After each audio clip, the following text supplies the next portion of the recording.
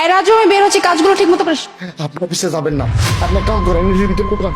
এই, তুই কি করছিস সেগুলো? তুই আমাকে পর্দার আড়ালে কেন লুকাচ্ছিস? ম্যাডাম আমার কথা শুনেন, আপনি এই পাশে লুকাই থাকেন, আপনি কি হইতাছে না হইতাছে সবকিছু বুঝতে পারবেন। কি বললি? এই, আমি কেন এখানে থাকবো? ম্যাডাম আপনার স্বামী আপনারা ধোকা দিতেছে, আপনি সবকিছু বুঝতে পারবেন, একটু লুকাই থাকেন।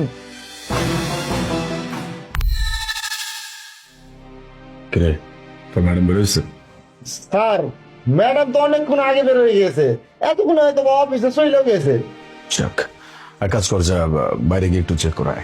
হাত কইলাম তো অনেকক্ষণ আগে বের হয়েছে। তোরা যেটা বলছিস সেটা কর, গিয়ে চেক করায়। আর হ্যাঁ, একদম গেট পর্যন্ত দেখে আসবি।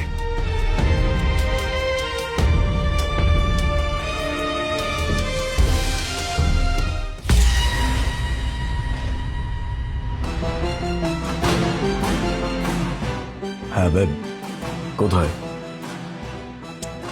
বাবা তোমাকে কতবার বলছি যে আমার ওয়াইফ 10টার মধ্যে চলে যায় অফিসে, তুমি 10:30টার মধ্যে চলে আসবা। আচ্ছা আমি কি তোমাকে নিতে আসবো এখন? Okay, nice, I am waiting. Sir কইলাম না ম্যাডাম চলে গেছে, একবার বাড়ির গেটে পর্যন্ত যা গেছি, পাই নাই, গেছে গা। ভালো হয়েছে, ঠিক আছে, যাও এক কাজ কর, তুই ঘর দুয়ার যা কিছু আছে সবকিছু একটু পরিষ্কার করে রাখ। তুই তো জানিস তোর ম্যাম সাহেব আবার নোংরা পছন্দ করে না। ও মেম সাহেব আইতাছে, সমস্যা নাই, আমি সব কিছু পরিষ্কার করে রাইখে দেবো। আর আমি তো জানি মেম সাহেব তো আবার এইসব পছন্দ করে না। আমি আজ কতদিন ধরে দেখতেছি মেম সাহেব বাসায় আইলেই সবকিছু পরিষ্কার করে রাখতে হয়।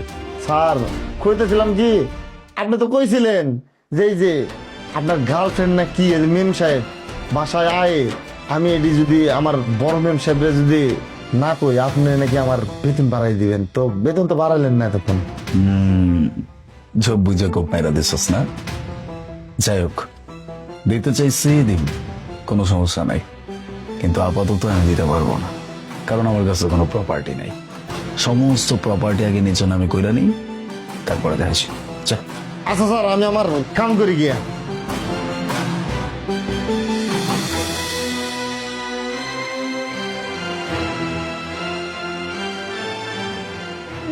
এতক্ষণ লাগে তোমার রাস্তায়, সে কখন থেকে ওয়েট করতেছি তোমার জন্য। তোমার আমি বলছি যে আমার ওয়াইফ 10টার মধ্যে চলে যায়, তুমি 10:30টার মধ্যে চলে আসবা। আচ্ছা, তুমি আমার জন্য একটুখানি ওয়েট করছো, এটাতে তোমার অনেক বেশি খারাপ লাগতেছে। আর আমি যে প্রতিদিন ওয়েট করি তোমার ওয়াইফ কখন ঘর থেকে বের হবে আর কখন আমি আসব। আচ্ছা, এভাবে আর কতদিন চলবে আমাকে বলো তো? এভাবে আমি আর কতদিন ওয়েট করব? তুমি প্লিজ তোমার ওয়াইফকে আমাদের মাঝ থেকে সরাও। সে তো আমার ওয়াইফ না, আমি তো ওকে জোর করে আমার কাছ থেকে চলে যেতে বলতে পারি না। সবকিছুর একটা সিস্টেম আছে। সব থেকে বড় কথা, এই প্রপার্টি যতদিন পর্যন্ত আমি আমার নিজের নামে না করতে পারতেছি, ততদিন পর্যন্ত আসলে আমার হাতে কিচ্ছু করার নাই। আমাকে এইভাবেই চলতে হবে। প্লিজ তুমি মাইন্ড করো না। তোমাকে বলি কি, চলো আমরা তোমার ওয়াইফকে মেরে ফেলি। কি বলছো তুমি? পাগল হয়ে গেছো নাকি? আমার ওয়াইফ, আমি ওকে জানে মেরে ফেলবো মানে? আমি দেখছি কি করা যায়। দেখো, প্রপার্টি তো আমার নিজের বাবার নাকি, আমার বাবা ওর নামে করে দিয়ে গেছে, এটা কোনো না কোনো সিস্টেমে আমি আমার নিজের নামে করে নিব। তাহলে একটা মানুষের জান নিয়ে নিতে বলছো তুমি? না না, এটা পসিবল না। আমি দেখছি, তুমি চিন্তা করো না, আমি দেখছি। প্লিজ তুমি বোঝার চেষ্টা করো। এইভাবে আমরা আর কতদিন ওয়েট করবো যে তোমার ওয়াইফ কখন নিজে থেকে সরে যাবে তারপর আমরা বিয়ে করব? আমাদের তো এতদিন ওয়েট করার কোনো দরকার নাই। প্লিজ চলো আমরা তোমার ওয়াইফকে একেবারে শেষ করে দেই, তারপর আমরা বিয়ে করে নিই। আরে বাবা, তাই বলে একটা মানুষের জান নিয়ে নিব? এটা কেমন কথা? ও তো আমার কোনো ক্ষতি করে নাই, বরঞ্চ আমার ওকে ভালো লাগছে না, আমি তোমাকে ভালোবাসি, দ্যাটস আমি তোমাকে বিয়ে করতে চাইছি। ওর কাছে আমার শুধুমাত্র প্রপার্টিটাই আছে, যেটা আমার বাবা ওর নামে লিখে দিয়ে গেছে, দ্যাটস ইট। আমি সেটা যখন নিজের নামে করতে পারবো, আমি অবশ্যই তোমাকে বিয়ে করবো, আমি তোমাকেই ভালোবাসি। দেখো, তুমি এইসব নিয়ে এখন চিন্তা করো না। কত দেরি করে আসছো তুমি, আমরা আমাদের সময়টাকে এনজয় করি। বাহ, তাহলে আমি যখন অফিসের জন্য বাসা থেকে বের হই তখন গার্লফ্রেন্ড এনে বেডরুমে এত মজা করা হয়, তাই না? এনজয় করা হয়, আমার পিছু পিছু এসব করা হচ্ছে, তাই না আলিফ? ভুল ভাবছো তুমি, বাবা উনি তো আমার গার্লফ্রেন্ড না, কি বলছো তুমি এসব? আমার ওয়াইফ আছে না, বা আমার গার্লফ্রেন্ড কেন থাকতে যাবে? উনি হচ্ছে ইন্টারভিউ নিতে আসছে, আমার হোম ইন্টারভিউ, নতুন একটা সিস্টেম চালু হয়েছে আর কি। ম্যাডাম বলেন আমার আর কি কি পেপার আপনাকে দিতে? ও ইন্টারভিউ, আই মিন তুমি বলতে চাচ্ছ এই মেয়েটা তোমার ইন্টারভিউ নিতে আসছে? গুড, বাট আলিফ, আমি এখন পর্যন্ত কখনো এমন ইন্টারভিউ দেখিনি যেখানে কিনা একেবারে বাসায় এসে বেডরুমে পাশাপাশি বসে এত ক্লোজ ভাবে ইন্টারভিউ নেয়, তাই না? হ্যাঁ, এটা কোন সিস্টেমে ইন্টারভিউ একটু কাইন্ডলি বলবে? মুনাহা, তুমি ভুল ভাবছো। আচ্ছা, আমি তোমাকে সবকিছু এক্সপ্লেইন করছি। আমি মাত্র রাজুকে ডাকতাম আমার সিভি নেওয়ার জন্য। কিরে রাজু, কোথায় রে? কখন বলছে আমার সিভিটা নিয়ে আসার জন্য, এখনো সিভি নিয়ে আসলি না? পেপার সবকিছু নিয়ে আয়। স্টপ আলিফ, এত কষ্ট করে নাটক করতে হবে না। কেন জানো? শুধু শুধু তোমার এই নাটকটা বৃথা যাবে, কারণ আমি সব কিছু জেনে গেছি। রাজু কথা বললে না, রাজুকে সিভি আনার জন্য ডাকতেছো না, ওই রাজুই না আমাকে সব কিছু তোমার ব্যাপারে বলে দিচ্ছে। শুধু তোমার ব্যাপারে না, তোমার গার্লফ্রেন্ডের ব্যাপারও। আর এতক্ষণ যাবত মানে তোমরা দুজন এখানে বসে যা কথা বলছো সবকিছু আমি নিজের চোখে দেখেছি আর নিজের কান দিয়ে খুব ভালো করে শুনছি। কি অবাক হচ্ছ কিভাবে শুনলাম? কারণ এতক্ষণ পর্যন্ত না আমি এই পর্দার আড়ালে লুকায় ছিলাম। রাজুই আমাকে এখানে লুকায় থাকতে বলছে, কারণ ও আমাকে এইটা বলছে যে স্যার আপনাকে ধোকা দিচ্ছে, কিন্তু আমার বিশ্বাস হচ্ছিল না। তো বলছে যে আপনি এখানে কাইন্ডলি একটু লুকিয়ে থাকেন, আপনি নিজের চোখে সব কিছু দেখতে পাবেন। আলিফ, এত কি কমতি রাখছিলাম আমি? হ্যাঁ, কোন দিক থেকে তুমি কমতি পাইছিলে আমার দিক থেকে? আমি তোমাকে ভালোবাসতাম, আর তুমি তার বিনিময়ে আমাকে কি দিছো? ধোকা। আমি আমি নিজে জব করতাম, নিজে কষ্ট করতাম, কেন? যাতে করে তুমি একটু ভালো থাকো, তুমি বাসায় থাকতে পারো, তোমার যেন কোনো কষ্ট না হয়। আর তুমি এদিকে কি করছো? হ্যাঁ, আমি বাইরে গিয়ে কষ্ট করি আর তুমি সেই ফাঁকে তোমার গার্লফ্রেন্ডকে নিয়ে এসে আমাদের বেডরুমে এনজয় করতেছো, তাই না? হ্যাঁ, আর কি যেন বললো সম্পত্তি, মানে তুমি যা সম্পত্তির জন্য এখন পর্যন্ত আমার সাথে আছো, কিন্তু প্রকৃত অর্থে তো তুমি আমার সাথে নাই, তুমি তো ভালোবাসো অন্য কাউকে। তাই তুই না কথাবার্তা একদম সাবধানে বলবি, হ্যাঁ? আর শোন, তোকে আমি একটা কথা বলে রাখতেছি, ভালো করে এটা মাথায় ঢুকিয়ে রাখ। আলিফ না তোকে ভালোবাসে না, আলিফ আমাকে ভালোবাসে। আর তোর সাথে শুধু সম্পর্ক রাখছে কেন জানিস? সম্পত্তির জন্য। যদিও সম্পত্তিগুলো আলিফের ওর বাবা তোর নামে লিখে দিয়েছিল, সেই সম্পত্তিগুলোর জন্য আলিফ শুধু তোর সাথে সম্পর্ক রাখছে। আর এখন এখন যেহেতু সবকিছু তুই জেনে গিয়েছিস, এখন আলিফ এই মুহূর্তে তোকে ডিভোর্স দিয়ে দিবে।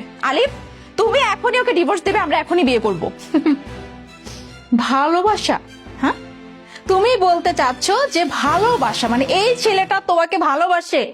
তুমি কি বোকা মেয়ে? হ্যাঁ, তোমাকে তো দেখে মনে হচ্ছে খুব স্মার্ট, তো তুমি এরকম বোকামি কিভাবে করলে? যে ছেলে নিজের স্ত্রীকে ভালোবাসতে পারলো না, সেই ছেলে তোমাকে ভালোবাসবে, আর এটা তুমি বিশ্বাস করে নিচ্ছ? শোনো, এই ছেলে যখন তোমার থেকে কোনো বেটার অপশন পাবে, তোমাকে ছেড়ে তার কাছে চলে যাবে, বুঝছো? কারণ এসব ছেলেদের ক্যারেক্টারই এমন হয়, এরা কোথাও না এক জায়গায় স্থির থাকতে পারে না, সবসময় বেটার অপশন খোঁজে। আর তুমি বলতেছো ভালোবাসা, আচ্ছা ভালো কথা, ও যেহেতু তোমাকে ভালোই বাসে, ভালো তো, তাহলে থাকো থাকো তো ওর সাথে, আমার কোনো সমস্যা নেই। এই রাখতো তোর বয়ান। আলিফ, আমরা কেন এখন এখানে বসে আছি? বললাম তো তোমার ওয়াইফ যেহেতু এখন সবকিছু জেনে গিয়েছে, তাহলে আমরা এখন আর কেন ভয় পাচ্ছি? প্লিজ তুমি এক্ষুনি ওকে লাথি মেরে তোমার বাড়ি থেকে বের করো, চলো আমরা এক্ষুনি বিয়ে করব। আচ্ছা তাই তো? হ্যাঁ, বিয়ে মানে এখনো তোমার এই ছেলের প্রতি এতটা বিশ্বাস যে এই ছেলে তোমাকে বিয়ে করবে? ওকে ফাইন আলিফ, যেহেতু সবকিছু সামনাসামনি এসেই গেছে, তোমার সত্যিটা আমি জেনে গেছি, তোমার গার্লফ্রেন্ডের ব্যাপারে আমি সবকিছু জেনে গেছি, আর এটাও জেনে গেছি যে তুমি শুধুমাত্র আমার সাথে আছো সম্পত্তির জন্য, কারণ তোমার বাবা সব সম্পত্তি আমার নামে করে দিছে। তাই যতদিন না পর্যন্ত এই সম্পত্তি তুমি তোমার নামে করতে পারতেছো, ততদিন তুমি আমাকে সহ্য করবে। আচ্ছা ঠিক আছে ফাইন, তোমাকে সহ্য করতে হবে না, ডিভোর্স দিয়ে দাও। তুমি আমাকে ডিভোর্স দিয়ে দাও, আমি তোমার জীবন থেকে চলে যাই, আর তুমি তোমার এই গার্লফ্রেন্ডকে বিয়ে করে সুন্দর মতো তুমি তোমার জীবনটা কাটাও। আমি সরি, আমি ভুল করছি, বুঝতে পারতেছি অন্যায় করছি। আমি একটা ঘরের মধ্যে ছিলাম, কি থেকে কি করছে আমি নিজেও বুঝতে পারতেছি না। তুমি প্লিজ আমাকে মাফ করে দাও, আর প্লিজ নদী তুমি এখান থেকে চলে যাও। আমি চাই না আমার সংসারে আর কোনো ঝামেলা হোক। আমি সবকিছু গুছিয়ে নিব মুনা, আমি নিজে জব করব। আমি কালকে থেকে ইন্টারভিউ দিব। আমি তোমার উপর আর কোনো প্রেশার ক্রিয়েট করবো না, প্লিজ। আমি চাই আমাদের সংসারটা ভালো থাকুক। প্লিজ যাও না তুমি, প্লিজ। কি চলে যাব মানে? তুমি এসব কি কথা বলতেছো? আমি কোথায় চলে যাব? তুমি আমার কাছে ক্ষমা চাইছো মানে? আমি এসব কিছু বুঝতে পারছি না আলিফ, তুমি এসব কি বলতেছো? এখন তুমি বলতেছো আমার সাথে সম্পর্কটা তোমার ভুল? হ্যাঁ দেখো, তোমাকে আমি ওয়ার্নিং দিচ্ছি, আমাকে যদি তুমি ছেড়ে দাও, হ্যাঁ এর ফল কিন্তু খুব বেশি খারাপ হয়ে যাবে বলে দিচ্ছি। আর তুমি যা করতেছো খুবই ইল্লিগ্যাল করতেছো। শোনো, আমি এমন কিছু করি নাই যেটাকে তুমি ইল্লিগ্যাল বলছো, বরঞ্চ আমরা যেটা করছিলাম এইটা ইল্লিগ্যাল। এতদিন পর্যন্ত যা চলছে সেটা ইল্লিগ্যাল। আমার ওয়াইফ আছে, তারপরেও তোমার সাথে আমার একটা সম্পর্ক স্থাপন হয়েছে যেটাকে ইল্লিগ্যাল বলে। যাই হোক, সব থেকে বড় কথা, আমি কি তোমাকে জোর করছি? জোর করে আমার বাসায় নিয়ে আসছি? সিসিটিভি ক্যামেরার ফুটেজ আছে, এটা একটা সোসাইটি, এখানে সব জায়গায় সিসিটিভি ক্যামেরা লাগানো আছে। তুমি নিজে আমার বাড়িতে আসছো, আমি জোর করে তোমাকে নিয়ে আসি নাই। আর তার থেকেও বড় কথা, আমি না এখন বুঝতে পারছি তুমি আমাকে যে কথাগুলো বলছো না, এগুলোতেই ক্লিয়ার এইটা হয় যে তুমি আমার জীবনে কেন আসছো। আমি এখন খুব ভালো করে বুঝতে পারছি। অতএব ইল্লিগ্যাল আর লিগ্যাল এটা আমাকে বোঝাইতে হবে না। চলো প্লিজ। ঠিক আছে, আমি এখন চলে যাচ্ছি, তবে তুমি মনে রেখো আমি কিন্তু তোমাকে এমনি এমনি ছেড়ে দিব না। তুমি আমার সাথে যা করছো না, এটার ফল তুমি অবশ্যই ভোগ করবা। মোনা, সরি। সরি বলতেছো আলিফ? আর তুমি ভাবছো তুমি সরি বলবা আর আমি তোমার সরিকে অ্যাকসেপ্ট করে নিব? হ্যাঁ, তোমাকে ক্ষমা করে দিব? কখনো না। তুমি কি ভাবছো? হ্যাঁ, তোমার এটা জানার পরে আমি ওই টিপিক্যাল মেয়েদের মতো তোমার হাত পা ধরে তোমার কাছে থাকবো? সেই মেয়ে আমি না। তুমি হয়তো আমাকে ভুল চিনছো, ঠিক আছে? আমি তোমার পায়ের কাছে পড়ে থাকার মতো না। আর তুমি কি বললে জানো? মাফ চাইতেছো। তোমাকে তো আমি কোনোভাবেই মাফ করব না। কি চলে গেল না তোমার সেই সো কল্ড গার্লফ্রেন্ড, যে তোমাকে এতটা ভালোবাসতো, যার জন্য তুমি আমাকে মারার প্ল্যান পর্যন্ত করতেছিলা? আমার তো থ্রেটও দিয়ে গেল যে তোমাকে দেখে নিবে। যাই হোক, তোমার গার্লফ্রেন্ডের সাবজেক্ট বাদ, এখন আমি আমার কথায় আসি। আমি তোমার সাথে আর একটা মুহূর্ত থাকবো না। তোমাকে তো আমি ডিভোর্স দিব, আর সাথে তোমার সম্পত্তি, তোমার বাবাকে আমি সবকিছু বলে দিব। তারপর আমি দেখবো যে সম্পত্তির জন্য তুমি আমার সাথে এত বড় প্রতারণা করছো, আমাকে কষ্ট দিছো, আমার জীবনটা তুমি ডিস্ট্রয় করছো, সেই সম্পত্তি তুমি কিভাবে পাও। সম্পত্তির কথা তো বাদে দিলাম, তোমার অবস্থা আমি কি করি জাস্ট ওয়েট অ্যান্ড সি। কারণ আমার সাথে তুমি প্রতারণা করছো, তোমাকে তো আমি এমনি এমনি ছাড়বো না। রেডি থাকো শাস্তির জন্য।